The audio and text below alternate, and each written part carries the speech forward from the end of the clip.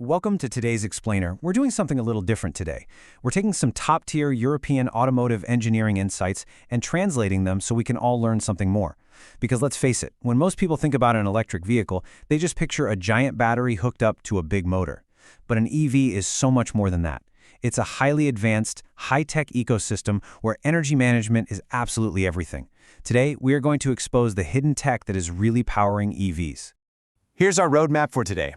We'll uncover the hidden EV directors, define maximum quality, check out the gold standard cars on the road right now, and finally, dive into the Tesla nuance. All right, part 1. The hidden EV directors, the secret ecosystem under the hood. So first up, we have the inverter. Think of this as the muscle and the mind of the whole operation. You see, the battery stores its energy as direct current, or DC, but the electric motor needs alternating current, or AC, to actually spin.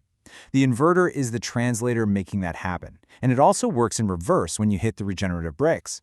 But it's not just passively passing power along, it's actively managing these massive, explosive power flows in literal fractions of a second. By tweaking the frequency and amplitude of the electrical wave, the inverter precisely dictates the motor's torque and speed. Next on the list is the DC-DC converter. Now, this component solves a problem you've probably never even thought about. Your main traction battery operates at wild, incredibly high voltages. We're talking 400 or 800 volts. But stuff like your headlights, your windshield wipers, the infotainment screen, all those safety sensors, they all still run on a classic 12-volt network. This transformer safely steps down that massive high voltage to power your everyday onboard systems. It provides something called galvanic isolation, which basically guarantees your everyday accessories work flawlessly without dangerous high-voltage spikes frying your electronics. The absolute best versions today use top-tier 3-in-1 integration to save weight, and they're liquid-cooled so you never experience voltage drops, even if you crank up every single accessory at once.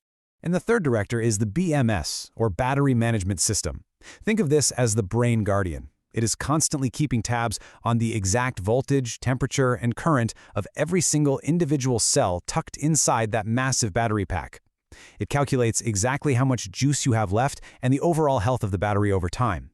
But most importantly, this system is your absolute ultimate safety net. If you ever get into an accident, the BMS is the thing that instantly cuts the high voltage to guarantee thermal safety and prevent fires. Moving right along to part 2, defining maximum quality, upgrading to the gold standard. Up until pretty recently, EVs relied on older silicon, specifically IGBT semiconductors, for their inverters.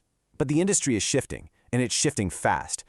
Premium vehicles are completely abandoning that old silicon for silicon carbide or gallium nitride chips. These new chips are just incredibly compact, and they handle high power with vastly superior efficiency. And this number perfectly illustrates the impact. 70%. By switching over to silicon carbide chips, automakers are reducing energy loss in the form of heat by up to 70%. That pushes the total energy efficiency of a top-tier inverter to a staggering 98 to 99%. For you, the driver behind the wheel, that translates directly to a 5 to 10% bump in your total driving range, literally just from swapping out the silicon. When you're evaluating a high-end battery management system, the real secret sauce lies in how it balances the cells. Cheaper economy systems use what's called passive balancing, which means they literally waste the excess energy of highly charged cells by just burning it off as heat. Talk about inefficient, right? But active balancing is a total game changer. It acts like a highly intelligent smart network, physically transferring power from the most charged cells directly to the less charged ones. This creates perfect harmony across the entire pack and drastically prolongs the battery's overall lifespan.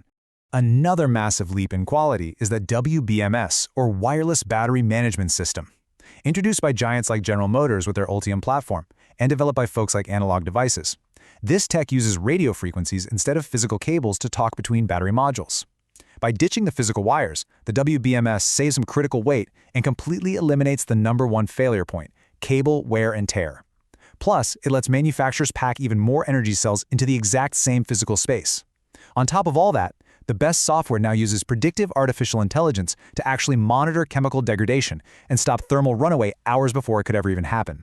Now, you might be totally surprised to learn that car brands rarely build these chips and boards from scratch themselves. They actually rely on specialized Tier 1 suppliers. For inverters, heavyweights like Bosch, Marelli, and ST Microelectronics deliver the silicon carbide chips at 800 volts. For the DC-DC converter, companies like Delta Electronics, Denso, and Valeo provide that super high-density 3-in-1 integration. And for the BMS, leaders like Analog Devices, Texas Instruments, and CATL are pioneering the wireless and AI active balancing tech. When you combine these three things, 800 volts, silicon carbide, and active balancing, you get what we like to call the holy trinity of EV tech. Okay, Section 3, the gold standard cars, real-world applications of the Holy Trinity.